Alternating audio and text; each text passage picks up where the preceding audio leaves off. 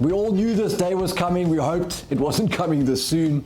Frans Steyn's not going to the World Cup. Frans Steyn is not going to play professional rugby ever again. You know, I thought it was going to end with Frans Steyn kicking a 55-metre penalty at the start, 2023, box up against whoever, win the World Cup. It's come full circle. It's not going to happen that way. But what an incredible career. I was fortunate to be there on his debut, Lansdowne Road, 2006. This young muscle man, this kid who had pace, he had size, he had character, he had everything. On the wing, scored a try. We did lose that match, 2006, celebrating the centenary. But everyone raving about this 18-year-old kid from Grey College. Jake White saying this kid's going to become a legend. The very next week, we lost to England. He played fly-off and he was fantastic. Jake White said, I could play this guy prop, he would be good. 2007 World Cup, stepped into the role. Jean de Villiers got injured in the first match, played at centre, was superb throughout, and then kicked a good old 50-metre penalty in the 15-6 win in the final against England, which was very, very vital at that time of the game. Monty kicked the other 4 penalties. Youngest ever World Cup winner. Went on to play 17 successive and unbeaten matches at the World Cup. Won the World Cup in 2019 with the Boks in a very different guise. One of the star players in 2011. Got injured in the last play of the game against Samoa. Before that quarterfinal, I was at that game as well in Albany at the North Harbour Stadium, and I've been fortunate to be at most of Frans Steyn's games and just see this incredible contribution he's made at fly-off, centre, wing, and fullback. And I think if you put him in the pack now, he would have done the business as well. Just for me, he is Dan Carter-like from a South African context. I don't think we'll see a back. Well, we haven't seen a back of his talent and his calibre and versatility in South African rugby in the century, and it would take a particularly special back to fulfill that role again. Hoping for him to have gone to the World Cup. Those knees finally packed in at 37. He played 78 tests and won 76% of them. And when you look at the historical 63% win record, way above that, contributed so much to Bok rugby, but missed the potential of 72 tests over 6 years. His self-imposed exile in France for 3 years during the Heineken Meyer era. Huge issues with his image rights and also issues with the coach there. Then didn't play for 2 years with Alistair Coetzee in charge, having come back here and played in 3 tests against France and won all 3, and then obviously the COVID year. But what a servant to South African rugby. What a player. And we'd like to think a Damian Willemse will come in and play that role this season and at the World Cup. But there will never be another Frans Steyn. No, there will never be another Frans Steyn. I don't know whether we're ever going to see anybody that can do what he did.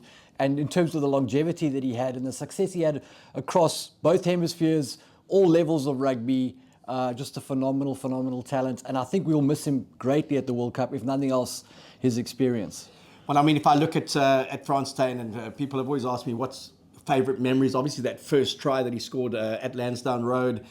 You had to be there to just understand the pace that he had back in the day, but also his physicality in that game, contributions at Twickenham, obviously, in Paris when he played in the World Cup final. Those 2 monster kicks that he put over in Hamilton that won us the Tri-Nations 32-29.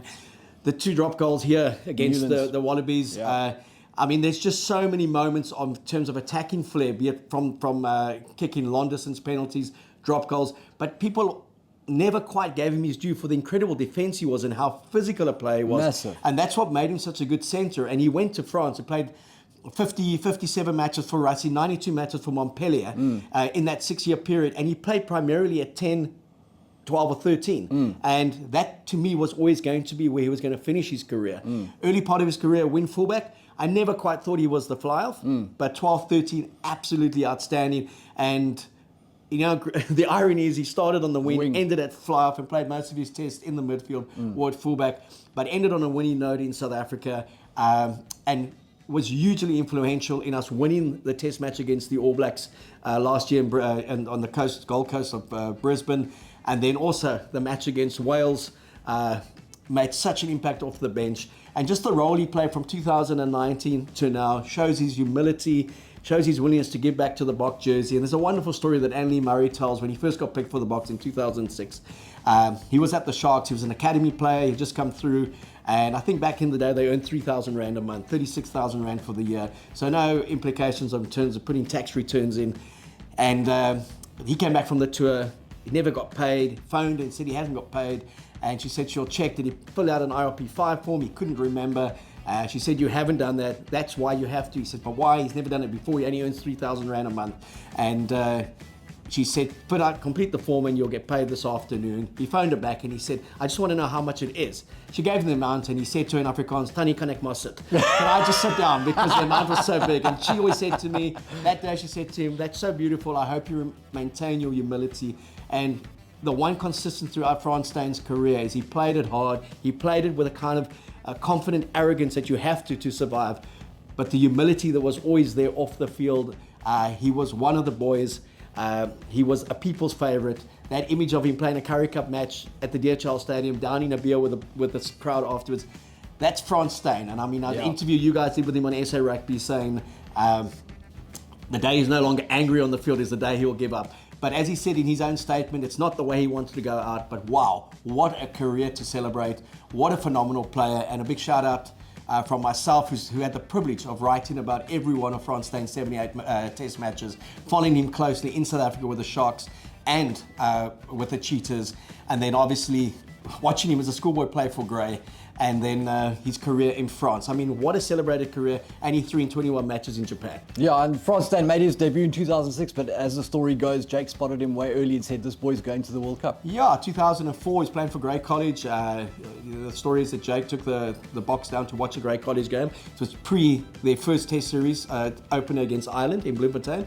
The start of the Bucky's Boerta era, the Victor Matfield era, Farid Pre era, Skalk, and they won that test 34-11, beat a very, very good Irish side, and they went down Saturday morning, watched Grey College play. They were playing that afternoon, and Frans Steyn was playing and ripping it, and Jake told John Smith and those senior players, that kid will go to the World Cup. And 2 years later, made his debut, 2006, for the Boks, and just never looked back. And the only kind of sour note is the fact that for whatever reasons Heineke Meyer never looked to him, and I felt 2015 World Cup could have ended a lot differently if a guy like Frans Steyn was there. What an incredible servant to the game.